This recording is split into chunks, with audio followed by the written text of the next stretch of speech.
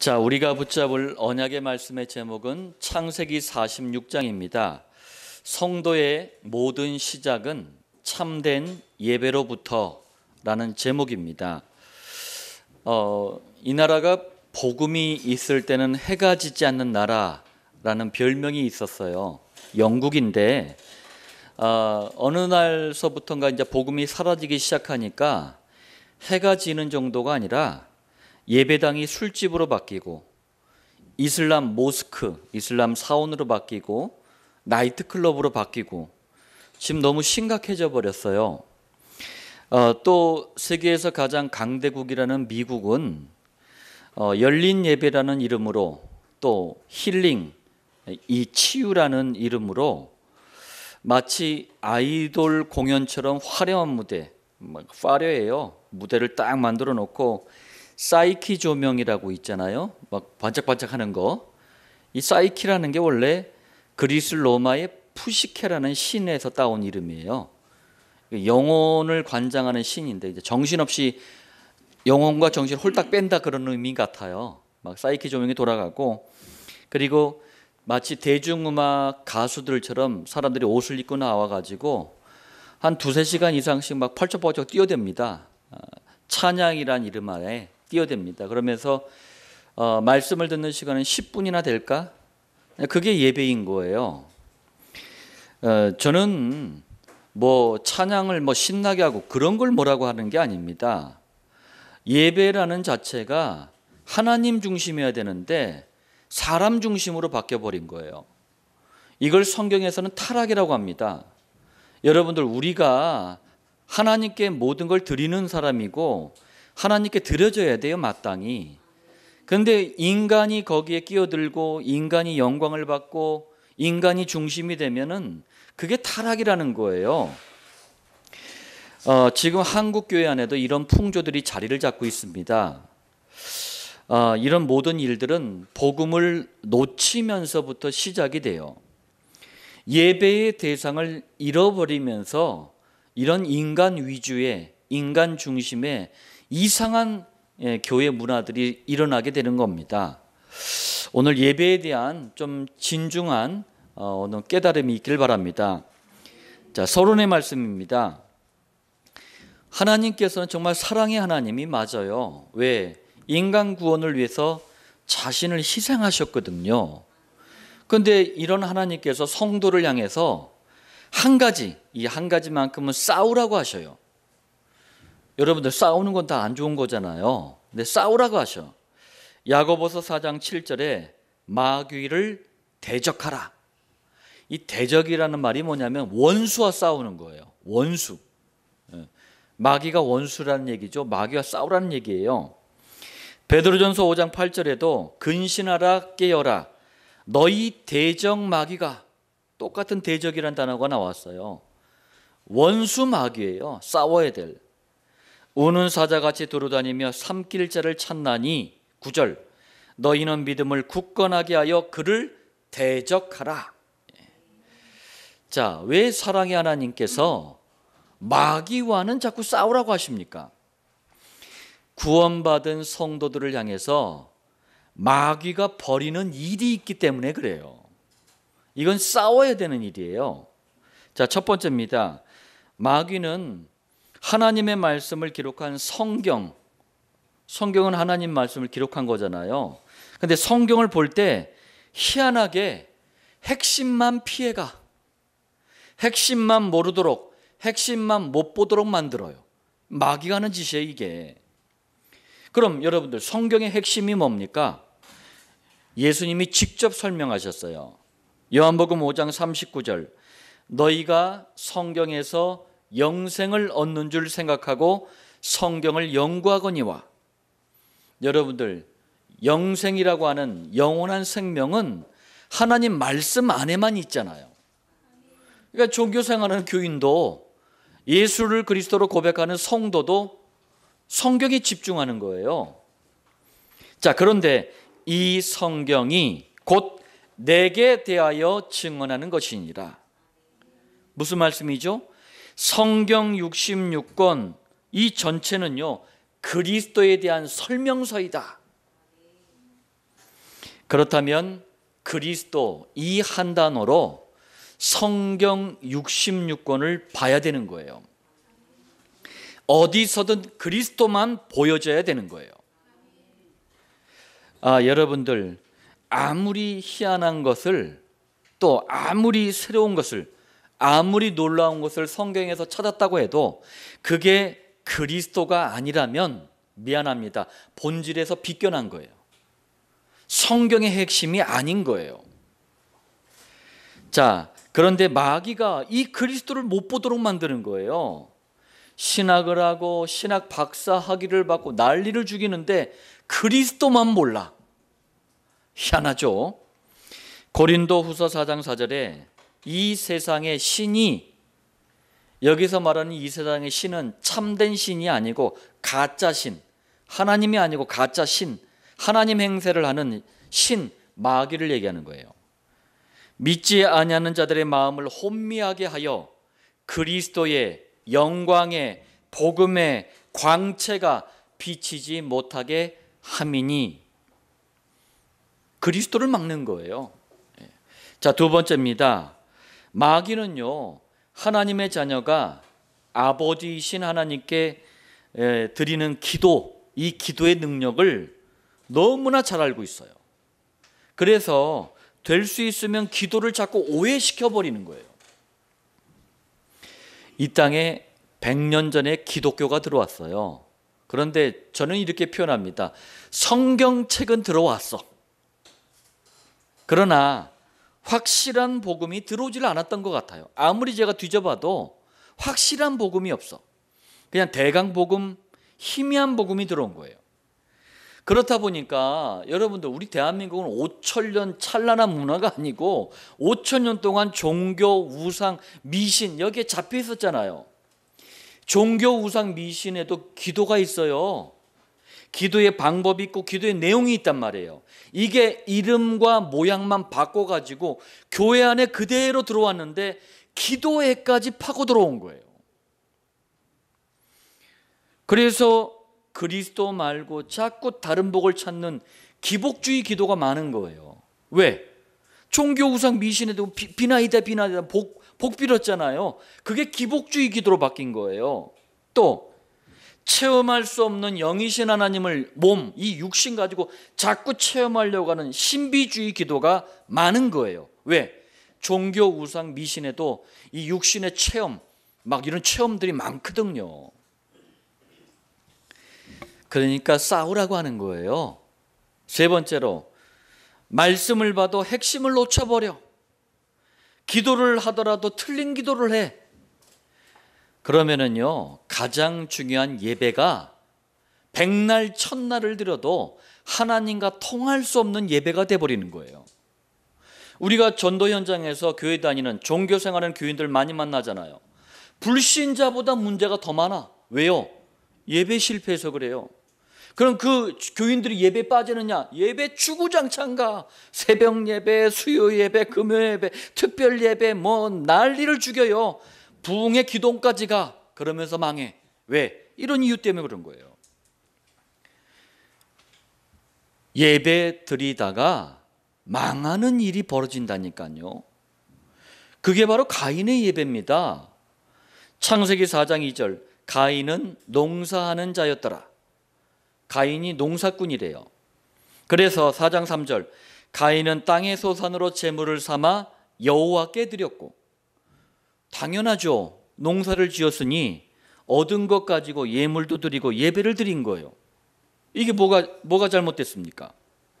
그런데 희한한 일이 벌어져요. 4장 5절, 가인과 그의 제물은, 정확하게 콕 집어서 이 말씀하셨어요.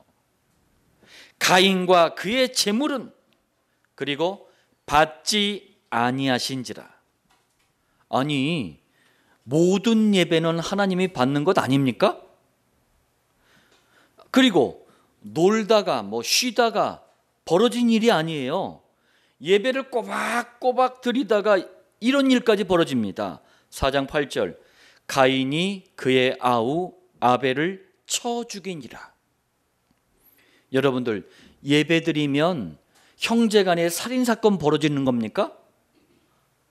예배드리다가 완전히 망한 거잖아요, 지금. 분명히 기억하시길 바랍니다. 예배라고 무조건 하나님께서 받으시는 게 아니에요. 마귀는 자꾸 속입니다. 예배가 얼마나 화려하냐? 예배드리는 인원, 이 사람이 얼마나 많냐? 이게 예배의 조건이다. 이렇게 속이는 거예요.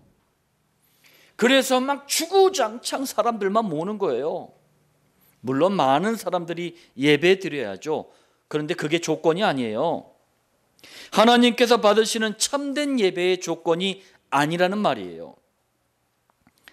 참된 예배는 아주 간단합니다. 4장 4절, 아벨은 자기도 양의 첫 새끼와 그 기름으로 드렸더니, 쉽게 말하자면 양을 잡아가지고요, 피가 쭉쭉 흐르는 제물을 여호와께 드린 거예요. 아니 뭐 이래, 너무 이렇게 잔인하잖아요. 이게 왜 예배야?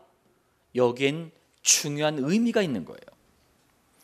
원죄 사단 지옥 문제에 아담 이후로 태어난 모든 사람이 잡혀버렸어요. 그래서 자신의 생명을 이 문제에 대한 대가로 줘야 돼. 우리 죽어야 돼요. 그런데 그리스도가 오셔서 모든 사람이 가진 이 문제를 대신 짊어지신 거예요. 그리고 십자가에 피 흘려 죽는 희생을 통해서 사람을 구원하실 것이다. 이거를 양을 잡는 예배를 통해서 누리는 거예요. 지금도 모양만 바뀐 겁니다. 여러분들 아시길 바라요. 의미는 똑같습니다. 아벨이 양의 피를 드리는 예배를 드린 것처럼 우리는요, 그 양의 피의 실물 실체가 되시는 그리스도를 붙잡고 그리스도를 누리는 예배를 드려야 되는 거예요. 이것이 바로 하나님께서 받으시는 참된 예배입니다. 서론의 말씀을 기억하셔야 돼요. 자, 본론 첫 번째입니다. 창세기 46장 1절에 이스라엘이 모든 소유를 이끌고 떠나 가나안 땅을 떠나죠. 브엘세바에 이르러 그의 아버지 이삭의 하나님께 희생 제사를 드리니. 자, 야곱은 요셉이 기다리고 있는 그 애굽으로 가려고 가나안 땅을 출발을 했어요. 그래서 브엘세바라는 지역에 딱 도착을 했는데 희생 제사를 거기서 드립니다. 여러분들, 브엘세바가 어떤 지역입니까? 성경에 나타난 이 지명들 굉장히 의미가 다 있어요. 보면은, 자, 구약 성경에 단에서부터 브엘세바까지 이런 표현이 참 많이 나와요. 가장 북쪽 단에서부터 가장 남쪽 브엘세바까지 이스라엘 땅 전체를 표현할 때 쓰는 표현이에요. 브엘세바는 이스라엘 가장 남쪽 끝 지역입니다. 자, 창세기에 브엘세바라는 이 지역이 세 사람을 통해서 등장을 합니다. 자, 첫 번째입니다. 창세기 21장에 아브라함이 자그마치 25년을 기다렸어요. 25년을 기다린 끝에 아들 이삭이 태어납니다. 얼마나 기뻐요. 그런데 이 기쁨도 잠시야. 한때 이 25년을 기다리지 못해가지고 이 언약을 불신앙해가지고 애굽에서 데려온 하갈이라는 여종을 통해서 아들을 낳았잖아요. 그게 이스마엘입니다. 그러니까 이스마엘은 서자 아니에요. 본초의 자식이 아니잖아요. 그러니까 본초의 자식 이삭이 딱 태어나니까 이게 갈등이 돼버리네. 그리고 아브라함이 사는 지역이 그때 블레셋 왕이 통치하는 지역이었단 말이에요. 이 블레셋 왕 아비멜렉이 이제 시비를 건단 말이에요. 그러니까 평화조약을, 서로 싸우지 않으려고 평화조약을 또 딱 맺습니다. 여하튼 복잡한 와중이에요. 이런 와중에 아브라함이 희한한 일을 합니다. 21장 33절이에요. 아브라함은 브엘세바에 에셀나무를 심고. 여러분들 창세기 우리 21장에서 기억나십니까? 아브라함은 식목일도 아닌데 왜 나무를 심습니까? 아니 이렇게 복잡한 일이 있는데 왜 나무를 심고 있냐고요. 희한하잖아요. 브엘세바에 심은 에셀나무가 상징하는 게 있어요. 바로 그리스도입니다. 자, 에셀나무는 아무도 살 수 없는 사막에 살 수 있는 몇 안 되는 나무 중에 하나예요. 생명력이 엄청 강합니다. 무슨 말이냐면 성경은 창세기 3장 사건으로 하나님을 완전히 떠나버린 이 세상을 사막에 비유를 해요. 이런 사막 같은 세상에서도 살 수 있는 에셀나무처럼 우리가 사막 같은 세상에서 살 수 있는 길은 그리스도밖에 없다. 그런 의미예요. 에셀나무는 또 1년 내내 푸르른 상록수예요. 이건 뭐냐면 히브리서 13장 8절 예수 그리스도는 어제나 오늘이나 영원토록 동일하시니라. 변함없으신 그리스도, 영원하신 그리스도. 이게 에셀나무예요.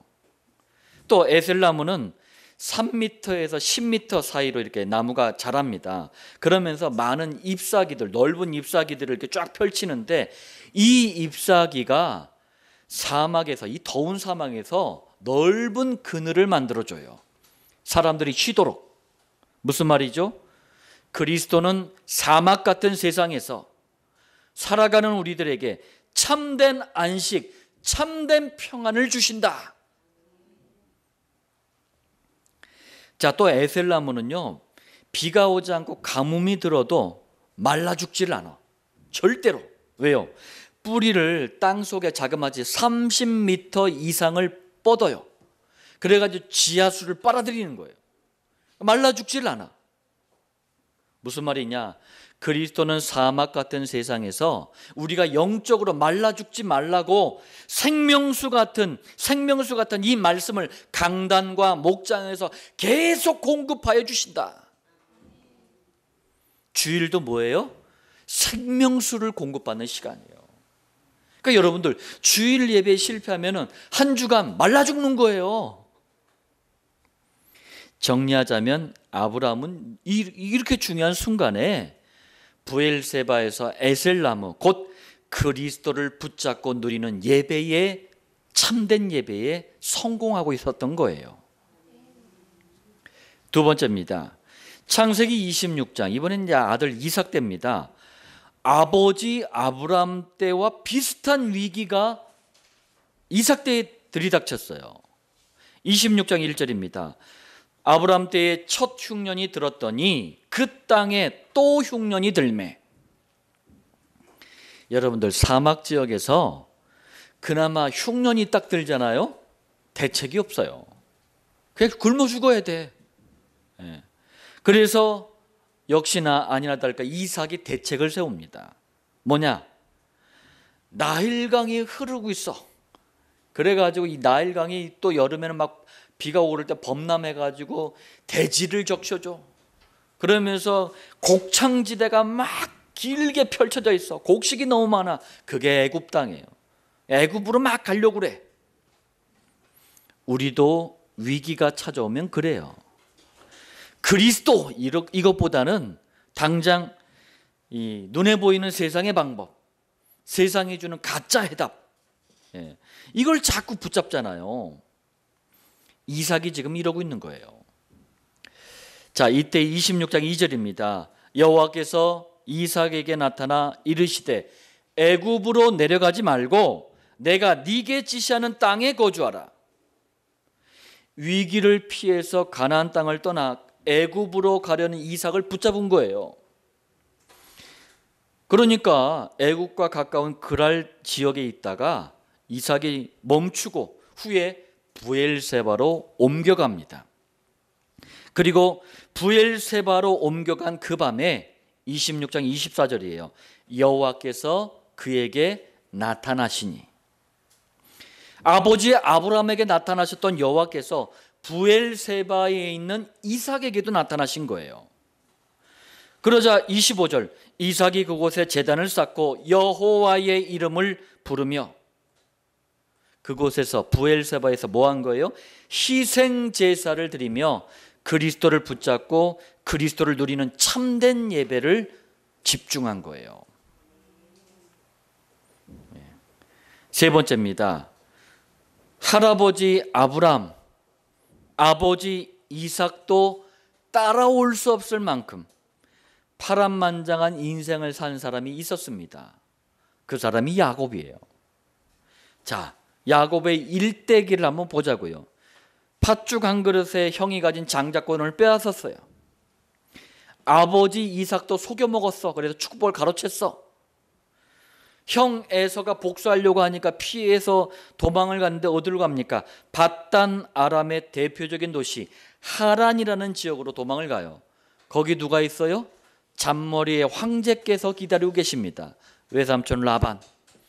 하여튼 죽을 고생을 합니다.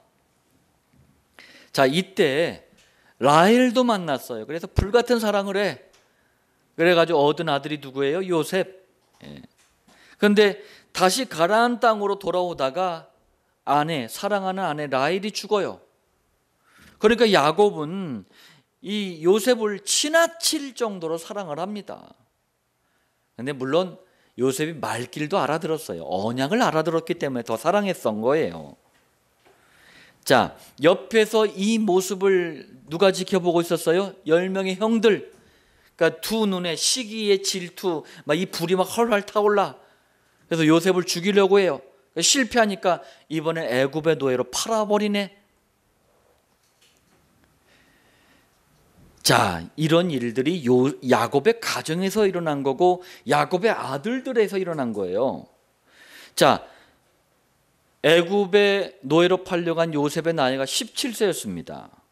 근데 어떻게 이게 하루 이틀 만에 이게 끝나질 않았어. 노예로 10년, 누명을 쓰고 감옥에서 또 3년. 30세가 될 때까지 어마어마한 이 요셉, 야곱이 애지중지한 아들 요셉이 고생을 당해요. 그리고 30세가 되던 해 하나님이 주신 달란트, 이 탤런트, 전문성, 그게 뭐였죠? 꿈에서 이것 가지고 애굽의 총리 자리에까지 오르게 됩니다. 자, 그리고 그 즈음에 애굽과 전 세계에 흉년이 들이닥쳤는데 노인이 돼버린 야곱이 사는 가나안 땅에도 흉년이 들이닥친 거예요. 결국 이 흉년이 기회가 돼서 22년 전에 잃어버린 아들 요셉을 만나는 그야말로 감격의 시간표가 온 거예요. 자, 이때 가나안 땅을 떠나요. 이제 요셉을 만나려고. 그러면서 애굽으로 향하던 야곱과 그 가족이 가나안 땅 가장 남쪽에 있는 브엘세바에 도착한 거예요. 그곳에서 46장 1절 그의 아버지 이삭의 하나님께 희생 제사를 드리니, 정확히는 할아버지 아브라함이 그리스도를 붙잡고 누리고 예배드리던 곳, 그리고 아버지 이삭도 그리스도를 붙잡고 누리고 예배드리던 이곳에서 야곱도 그리스도만 붙잡고 누리겠다는 결단을 하면서 참된 예배를 드린 거예요. 자, 정리하자면 그리스도의 혈통을 이어갈 아브라함, 이삭, 그리고 야곱, 이 세 명 전부가 브엘세바에서 그리스도를 붙잡고 누리는 참된 예배에 집중하고 예배에 성공했던 거예요. 마찬가지입니다. 임마누엘 교회와 7천 목장은 21세기의 브엘세바입니다. 그리스도만 붙잡고 누리는 참된 예배가 바로 이곳에 있는 거예요. 여러분들이 이 축복을 꼭 누리시길 바랍니다. 자, 본론 두 번째입니다. 창세기 46장 1절에 자그마치 22년 동안 헤어져 있었어요. 생사도 몰라. 살았는지 죽었는지도 몰라. 그런 요셉을 만나기 위해서 애굽을 향해 지금 출발한단 말이에요. 근데 야곱 가족이 브엘세바에서 희생제사라는 게 뭐냐면은 제물을 드리면서 제사를 지내는 거예요. 희생제사를 드렸어요. 그럼 여러분들 진짜 도대체 희생제사가 도대체 어떤 제사입니까? 첫 번째입니다. 하나님은 만물 가운데 인간만큼은 창세기 1장 27절 하나님의 형상대로 창조를 하셨어요. 고린도후서 4장 4절에 보니까 그리스도는 하나님의 형상이니라. 인간을 하나님의 형상대로 창조하셨다는 말은 처음부터 인간만큼은 그리스도를 붙잡고 그리스도를 누리는 예배드려야 행복한 존재, 곧 예배적인 존재로 창조하셨다는 말이에요. 그러니까 인간은 무조건 그리스도 붙잡는 예배 드려야 된다는 얘기예요. 그런데 창세기 3장 1절 6절 선악과 언약을 깨트리는 원죄, 사단, 지옥, 이 사건 때문에 인간이요 참된 예배의 대상인 그리스도, 그리고 참된 예배의 축복 다 잃어버린 거예요. 그러면서 가짜 예배, 뭡니까? 종교, 우상, 미신을 섬기게 된 거예요. 두 번째입니다. 이런 창세기 3장 문제가 터지자마자 하나님께서는 아셨어요. 인간의 방법으로 해결할 수 없다. 그래서 이 문제를 해결하고 처음부터 참된 예배를 회복할 수 있는 길을 주신 거예요. 그게 바로 창세기 3장 15절 여자의 후손입니다. 여자의 후손을 붙잡고 누리는 예배만이 참된 예배다. 이것만이 참된 예배를 회복하는 유일한 길이다. 그런데 여러분들, 여자의 후손이 누굽니까? 이사야서 7장 14절이에요. 보라, 처녀가 잉타하여 아들을 낳을 것이요. 아니, 처녀가 어떻게 아이를 잉태를 해? 지구상에 단 한 번 이런 일이 있었습니다. 마태복음 1장 18절 예수 그리스도의 나심은 이러하니라. 예수 그리스도가 태어날 때는 이렇게 태어났다, 그 말이에요. 성령으로 잉태된 것이 나타났더니, 여자의 후손으로 오신 분이 바로 예수님이신데 성령으로 잉태됐다. 다시 말하자면 하나님이 스스로 처녀의 태 속에 들어가서 사람의 아들로 출생하셨다, 그 말씀이에요. 세 번째입니다. 그런데 구약시대, 곧 예수님이 여자의 후손으로 오시기 전을 구약시대라고 하잖아요. 이 구약시대는 특이하게도 짐승의 피를 드리는 희생제사가 참된 예배였어요. 반드시 피를 드리는 예배, 이게 참된 예배였어요. 그래서 아벨도 양의 피를 드리는 희생제사를 드린 거예요. 가인은 거꾸로 피가 빠진 곡식으로 예배를 드리다가 실패한 거예요. 훗날 이 피의 비밀, 곧 희생제사라는 참된 예배를 놓쳐버려. 누가? 이스라엘 민족이. 그러니까 애굽의 노예가 돼버리네. 이때 하나님은 모세를 부르십니다. 그러면서 빨리 희생제사 이거 회복해라 말씀하시는 거예요. 출애굽기 3장 18절입니다. 애굽 왕에게 이르기를, 모세야 네가 가가지고 애굽 왕 바로한테 말해라. 뭘? 우리가 우리 하나님 여호와께 제사를 드리려 하오니. 이거는 개역 성경, 우리 전에 보던 성경이 번역을 더 잘해놨어요. 우리가 우리 하나님 여호와께 희생을 드리려 하오니. 저는 두 개를 그래서 합쳐놓은 거예요. 희생제사. 자, 이 말씀대로 여자의 후손을 붙잡고 누리는 예배, 곧 양의 피를 바르는 희생제사를 딱 드리니까 애굽에서 빠져나왔네. 그게 출애굽기 12장 13절입니다. 내가 애굽 땅을 칠 때에 그 피가 너희 사는 집에 있어서 너희를 위하여 표적이 될지라. 무슨 표적? 너네들이 정말 그리스도 붙잡았구나 라는 표적이 된다. 내가 피를 볼 때에 너희를 넘어가리니 너희에게 재앙이 너희에게 내려 멸하지 아니하리라. 창세기 3장 세상 아래 있으면 재앙을 피해갈 수가 없습니다. 노아 시대의 홍수는요, 방주가 아니면 피해갈 수가 없어요. 애굽에 내린 재앙은요, 양의 피가 아니면 피해갈 수가 없어요. 자, 이러한 희생제사라는 참된 예배의 비밀을 드디어 한 가정, 가문을 통해 본격적으로 설명하신 거예요. 그게 바로 아브라함, 이삭, 야곱의 가정이에요. 그래서 야곱은 이게 평생에 한이 남을 뻔했어. 아들 요셉을 잃어버렸잖아요. 근데 다시 만나러 가는 이 시간표에, 너무 중요한 시간표에 다른 일을 하지 않았어요. 제가 보면 한국의 부모님들은 아들 사랑이 너무 유별나. 너무 유별나. 그냥 아들 그래요. 아들이 군대 가잖아요. 막 죽으러 가는 줄 아나 봐. 막 울고불고 난리가 나요. 저희 아들 세화도 이제 군대 딱 입대할 때 저희도 가봤거든요. 막 여기저기서 훌쩍훌쩍하고 난리가 났어. 저도 눈물이 살짝 마렵다가 말았는데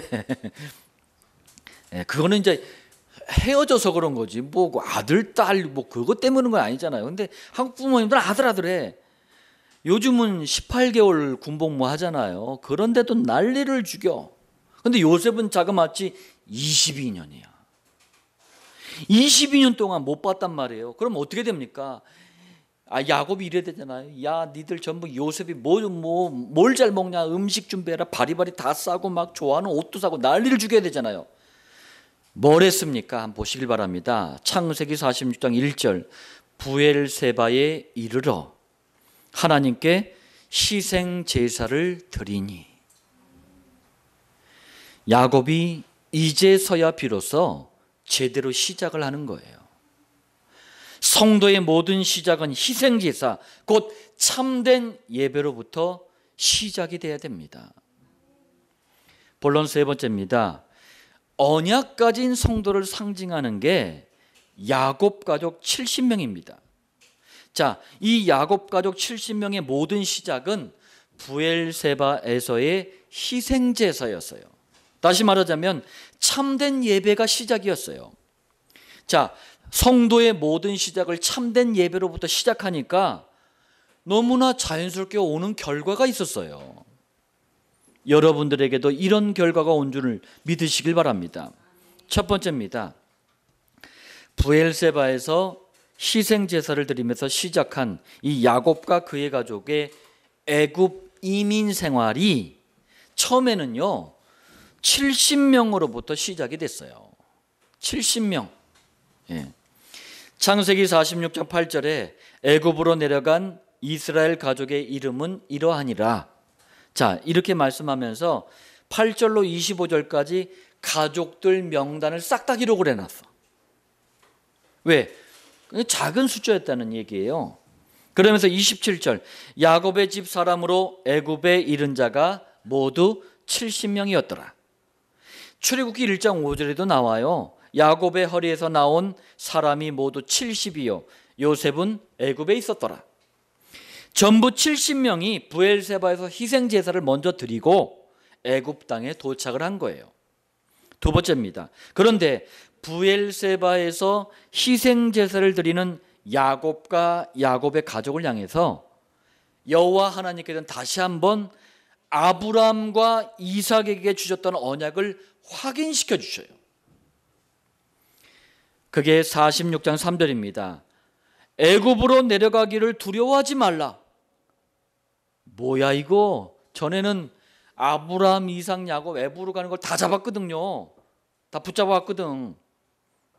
심지어는 내려간 것들까지도 다 붙잡아왔잖아요. 예. 전에는 왜 그랬느냐? 가정복음화, 애굽복음화, 당대복음화의 시간표가 아니었기 때문에 그래요. 그래서 가나안 땅을 떠나지 말라고 하신 거예요. 왜? 애굽 땅에 가면은 그 휘황찬란한 우상 문화에 그냥 먹혀버려. 그런데 여호와의 선발대 요셉이 딱 준비가 되니까 이제는 애굽 땅에 가는 것을 두려워하지 말라. 여러분들, 일꾼이 준비되는 게 이만큼 중요한 거예요. 일꾼은 하나님이 역사하시는 시간표예요. 우리 주중에도 우리 김미영 전도인 가정의 시부모님께서 예수님을 영접을 하셨잖아요. 예.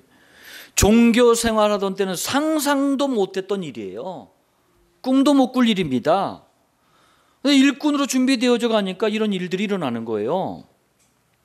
46장 3절 내가 거기서 너로 큰 민족을 이루게 하리라. 이 언약이 430년 후에 그대로 성취가 됩니다. 애굽에 들어갔다가 다시 나올 때에 출애굽기 12장 37절 유아 외에 보행하는 장정이 60만 가량이요. 젊은 남자를 기준으로 숫자를 세는데 그 장정만 60만이 넘는데요. 여기에 12장 38절 수많은 잡족은 여러 민족이에요. 잡족들까지 합세해서 200만 명이 넘는 큰 민족이 됩니다. 여러분들을 통해서 복음의 지경이 넓어지는 줄 믿으시길 바랍니다. 46장 4절 내가 너와 함께 애굽으로 내려가겠고 누가? 여호와가 반드시 너를 인도하여 다시 올라올 것이며 누가 인도해서 올린대요? 여호와가. 야곱과 그 후손 전체를 여호와께서 인도하고 돌보신다는 말씀이에요. 솔직히 이러면 모든 문제는 끝난 거예요.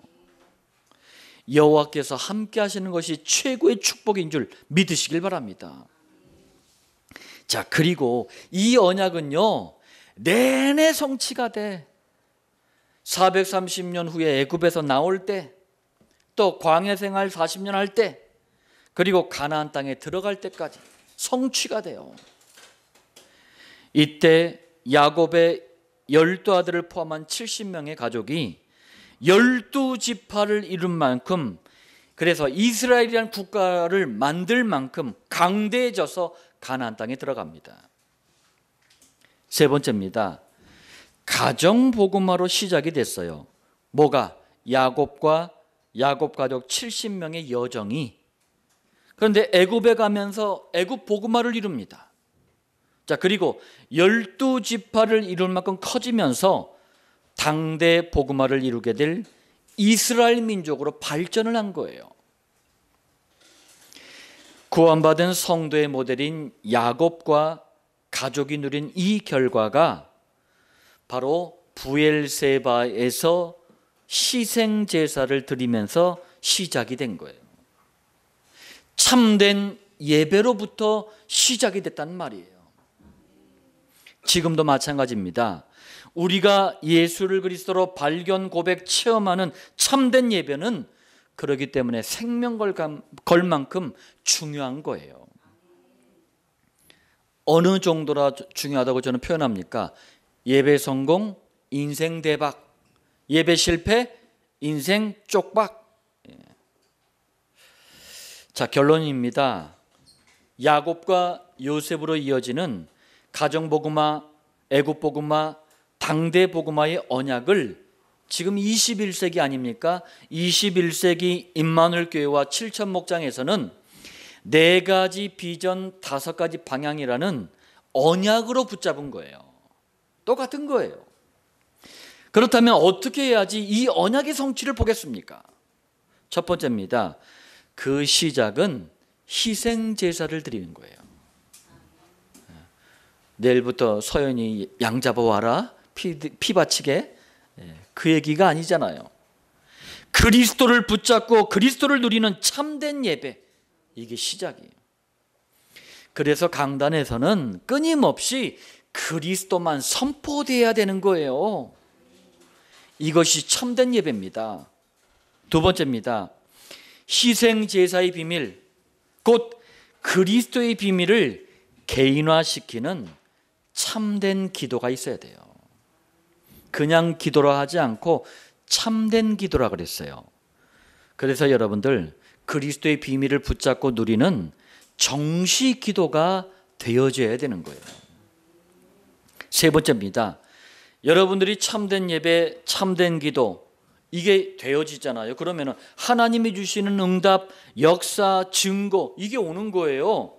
이걸 가지고 할 수 있는 게 참된 전도입니다. 참된 전도는 그때 하는 거예요.